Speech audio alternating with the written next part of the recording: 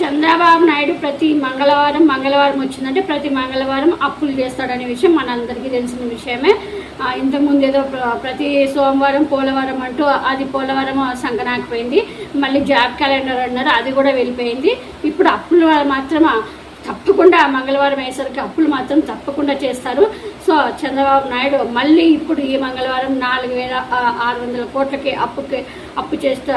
అప్పు చేయడానికి రెడీ అయిపోయారు. అంటే చంద్రబాబు నాయుడు ప్రభుత్వం మంగళవారం అప్పుల పరంపరను కొనసాగుతూనే ఉంది. ఇందులో భాగంగా రేపు మంగళవారంకి 4,600 కోట్ల అప్పు చేయనుంది. ఈ నెల అంటే 7వ తారీఖున ప్రభుత్వం 4,400 కోట్ల అప్పు చేసింది. మొన్న 7వ తారీఖున మళ్ళీ ఇప్పుడు వచ్చే మంగళవారం అప్పుతో మొత్తం 9,000 కోట్లకు చేరనుంది. సో అలాగే చంద్రబాబు నాయుడు ప్రభుత్వం 23 నెలల్లో చేసిన మొత్తం అప్పు ఈ 23 నెలల్లో చేసిన ప్రభుత్వం వచ్చిన తర్వాత వచ్చిన అప్పు 3,56,655 కోట్ల అప్పు చేశాడనమాట. అంటే జగన్మోహన్ రెడ్డి గారు 5 ఏళ్లలో చేసిన అప్పు చంద్రబాబు నాయుడు ఒక్క 2 ఏళ్లలోనే చేశాడనమాట ఇంత అప్పు.